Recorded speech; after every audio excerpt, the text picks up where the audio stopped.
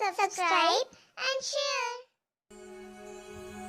Hello everyone, हमारी आज की कहानी का विषय है विक्रम और बेताल। ये कहानी विक्रम बेताल पच्चीसी की एक कहानी है। हर बार की तरह इस बार भी राजा विक्रम बेताल को अपनी पीठ पर लादकर जंगल के रास्ते से साधु के पास ले जा रहा होता है। बेताल को इस बीच एक चालाकी सूझती है। वो राजा विक्रम को जंगल का रास्ता आसानी से कट जाए इसके लिए एक कहानी सुनाता है, लेकिन वो शर्त रखता है कि तुम पूरे रास्ते कुछ नहीं बोलोगे। अगर तुम बोलोगे तो मैं चला जाऊंगा। तो राजा विक्रम उसकी बात मानकर चुपचाप कहानी सुनने को तैयार हो जाता है और बेताल अपनी कहानी शुरू करता है। अंग देश के एक गांव में एक धनी ब्राह्मण रहता था। उसके 3 पुत्र थे। एक बार ब्राह्मण ने एक यज्ञ करना चाहा। उसके लिए एक कछुए की जरूरत हुई। उसने तीनों भाइयों को कछुआ लाने को कहा। वे तीनों भाई समुद्र पर पहुंचे। वहां उन्हें एक कछुआ मिल गया। बड़े ने कहा, मैं भोजन चंग हूं, इसलिए कछुए को नहीं छूऊंगा। मझला भाई बोला, मैं नारी चंग हूं, मैं नहीं ले जाऊंगा। उसके बाद सबसे छोटा बोला, मैं शया चंग हूं, सो मैं भी नहीं ले जाऊंगा। वे तीनों इस बहस में पड़ गए कि उनमें कौन बढ़कर है। जब वे आपस में इसका फैसला न कर सके तो राजा के पास पहुंचे। राजा ने कहा, आप लोग थोड़ा रुके, मैं तीनों की अलग अलग जांच करूंगा। इसके बाद राजा ने बढ़िया सा भोजन तैयार करवाया और तीनों खाने बैठे। सबसे बड़े ने कहा, मैं खाना नहीं खाऊंगा, इसमें मुर्दे की गंध आती है। वह उठकर चला गया। राजा ने पता लगाया तो मालूम हुआ कि वह भोजन शमशान के पास के खेत का बना था। राजा ने कहा, तुम सचमुच भोजन चंग हो, तुम्हें भोजन की बहुत अच्छी पहचान है। रात के समय राजा ने एक सुंदर स्त्री को मझले भाई के पास भेजा। ज्यों ही वह वहां पहुंची कि मझले भाई ने कहा, इसे हटाओ यहां से, इसके शरीर से बकरी के दूध की गंध आती है। राजा ने यह सुनकर पता लगाया तो मालूम हुआ कि वह स्त्री बचपन में बकरी के दूध पर पली थी। राजा बहुत खुश हुआ और बोला, तुम सचमुच नारी चंग हो। इसके बाद उसने तीसरे भाई को सोने के लिए 7 गद्दों का पलंग दिया। जैसे ही वह उस पर लेटा कि एकदम चीख कर उठ बैठा। लोगों ने देखा उसकी पीठ पर एक लाल रेखा खिंची थी। राजा को खबर मिली तो उसने बिछौने को दिखवाया। 7 गद्दों के नीचे उसमें एक बाल निकला। उसी से उसकी पीठ पर लाल लकीर हो गई थी। राजा को बड़ा अचरज हुआ। उसने तीनों को 1-1 लाख अशर्फी दी। अब वे तीनों कछुए को ले जाना भूल गए। वहीं आनंद से रहने लगे। इतना कहकर बेताल ने राजा विक्रम से प्रश्न किया, हे राजा, तुम बताओ, उन तीनों में से बढ़कर कौन था? राजा विक्रम ने कहा, मेरे विचार से सबसे बढ़कर शयाचंड था, क्योंकि उसकी पीठ पर बाल का निशान दिखाई दिया और ढूंढने पर बिस्तर में बाल पाया भी गया। बाकी दो के बारे में तो यह कहा जा सकता है कि उन्होंने किसी से पूछकर इस बारे में जान लिया होगा। इतना सुनते ही बेताल फिर पेड़ पर जा लटका और राजा विक्रम लौट कर गया और उसे फिर से पकड़ने की चेष्टा करने लगा। अब हम सुनते हैं बेताल विक्रम की अगली कहानी। जब राजा विक्रम ने बेताल को पकड़कर फिर से अपनी पीठ पर लादा और बेताल ने बड़ी ही चालाकी से रास्ता काटने के बहाने राजा विक्रम को अगली कहानी सुनानी शुरू की। चम्मापुर नाम का एक नगर था, जिसमें चंपकेश्वर नाम का राजा राज करता था। उसकी सुलोचना नाम की एक रानी थी और त्रिभुवन सुंदरी नाम की लड़की। राजकुमारी यथा नाम तथा गुण थी। जब वह बड़ी हुई तो उसका रूप और निखर गया। राजा और रानी को उसके विवाह की चिंता हुई। चारों ओर इसकी खबर फैल गई। बहुत से राजाओं ने अपनी अपनी तस्वीरें बनवाकर भेजी, पर राजकुमारी ने किसी को भी पसंद नहीं किया। राजा ने कहा, बेटी, कहो तो स्वयंवर करूं, लेकिन वह राजी नहीं हुई। आखिर राजा ने तय किया कि वह उसका विवाह उस आदमी के साथ करेगा जो रूप, बल और ज्ञान इन तीनों में बड़ा चढ़ा होगा। एक दिन राजा के पास चारों देशों के 4 वर आए।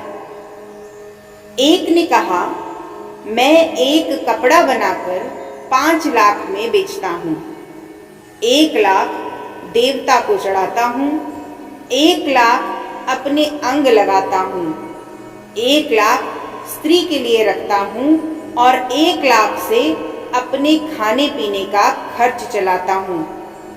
इस विद्या को और कोई नहीं जानता।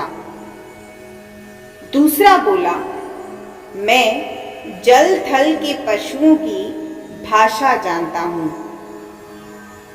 तीसरे ने कहा, मैं इतना शास्त्र पढ़ा हूँ कि मेरा कोई भी मुकाबला नहीं कर सकता। चौथे ने कहा, मैं शब्द वेदी तीर जलाना जानता हूँ। चारों की बातें सुनकर राजा सोच में पड़ गया। वे सुंदरता में भी एक से बढ़कर थे। उसने राजकुमारी को बुलाकर उनके गुण और रूप का वर्णन किया, पर वह राजकुमारी चुप रही। इतना कहकर बेताल बोला, राजन, तुम बताओ कि राजकुमारी किसको मिलनी चाहिए?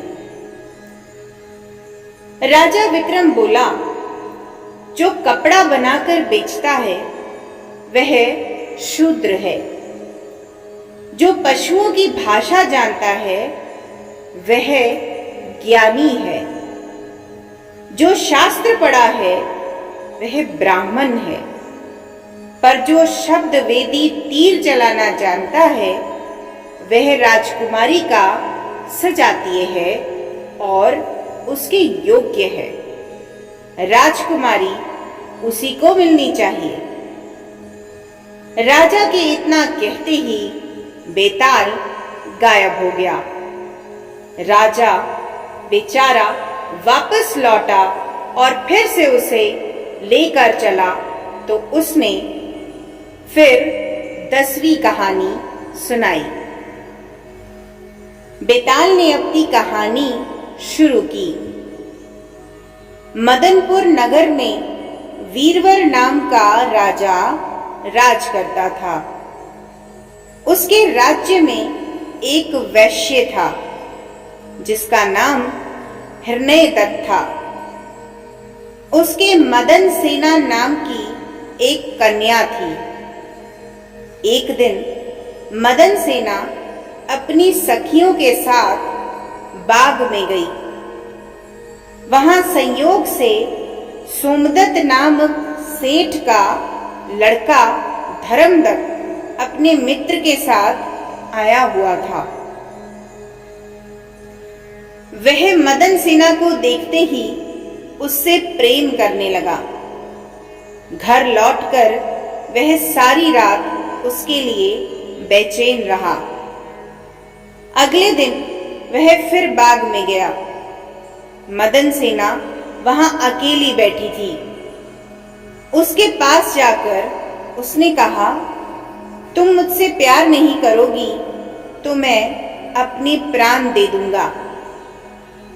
मदन सेना ने जवाब दिया, आज से 5वें दिन मेरी शादी होने वाली है, मैं तुम्हारी नहीं हो सकती।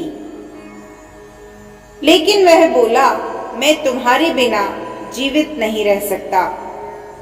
मदन सेना डर गई। बोली, अच्छी बात है, मेरा ब्याह हो जाने दो।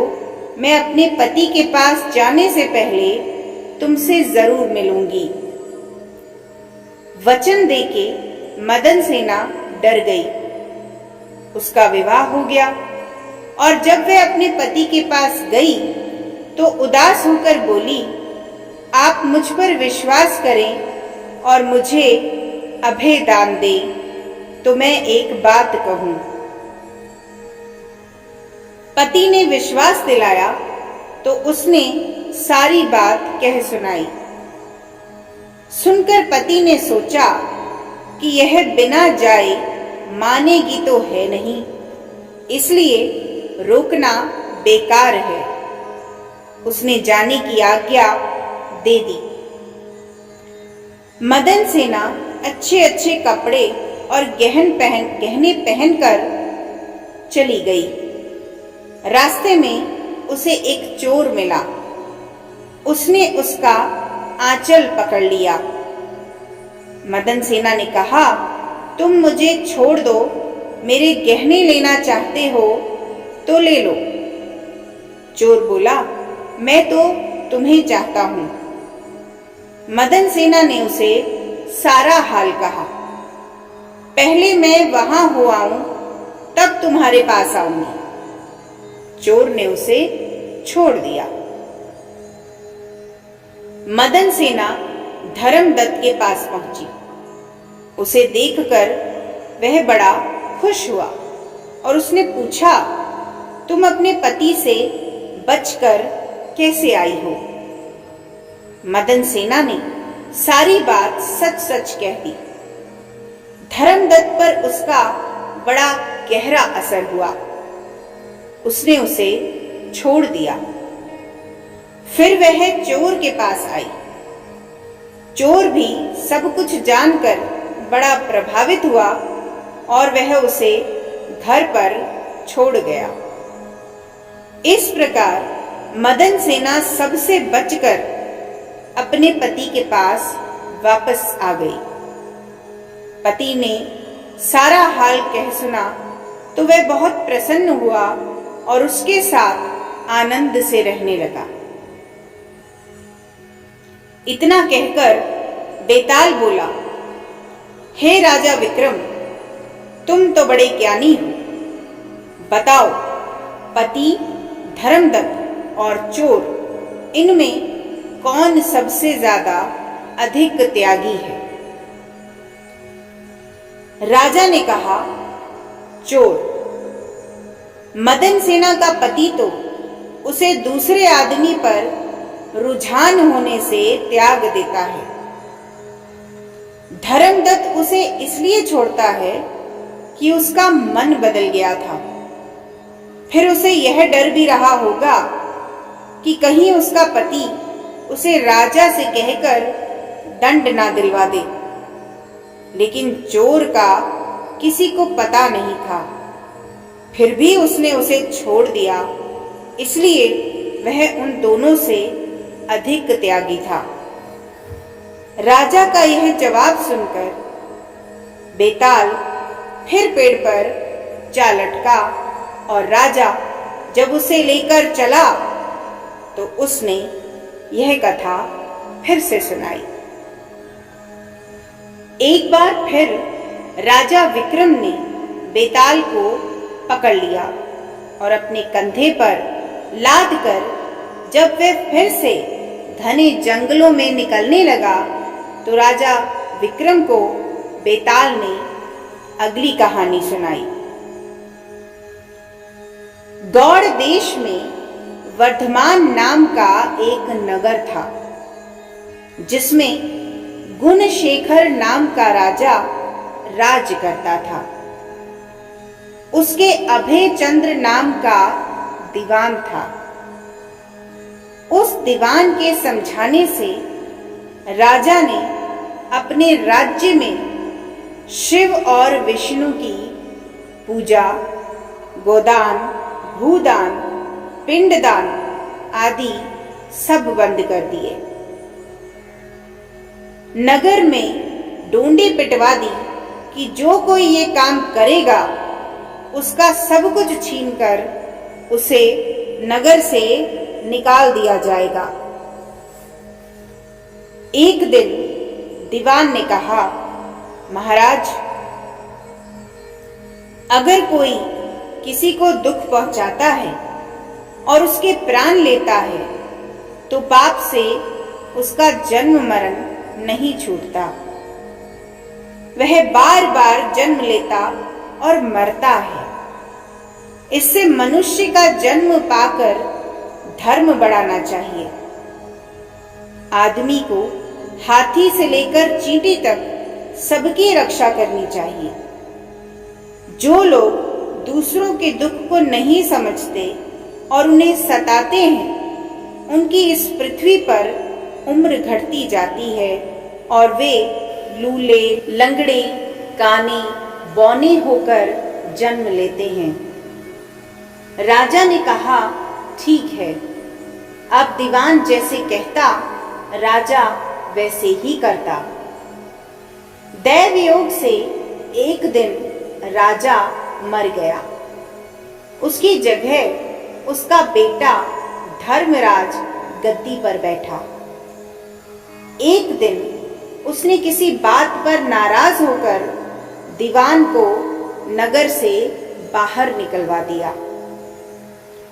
कुछ दिन के बाद एक बार वसंत ऋतु में वह इंदुलेखा, तारावली और मृंगानवती इन तीनों रानियों को लेकर बाग में गया। वहां जब उसने इंदुलेखा के बाल पकड़े तो उसके कान में लगा हुआ कमल उसकी जांघ पर गिर गया। कमल के गिरते ही उसकी जांघ में घाव हो गया और वह बेहोश हो गई। बहुत इलाज हुआ तब वह ठीक हुई।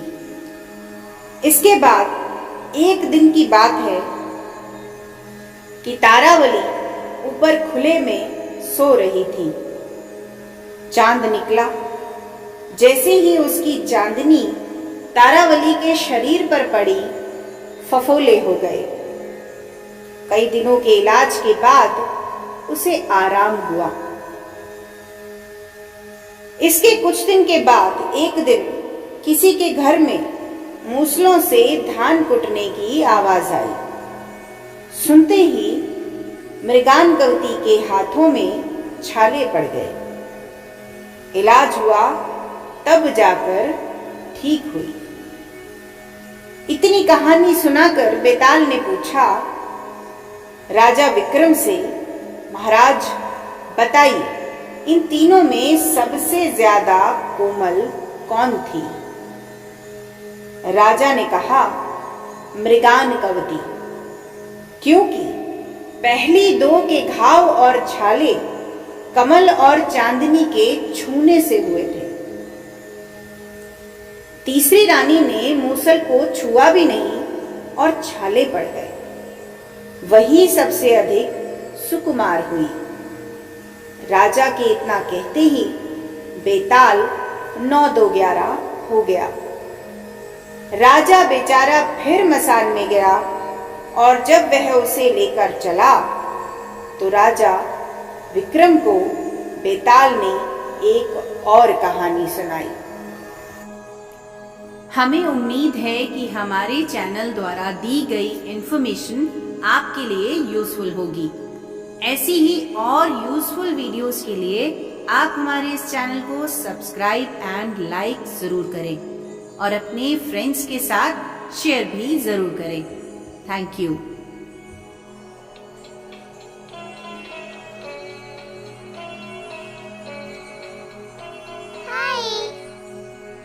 Welcome to Idyllic Daily Life. For more videos, please like, subscribe and share.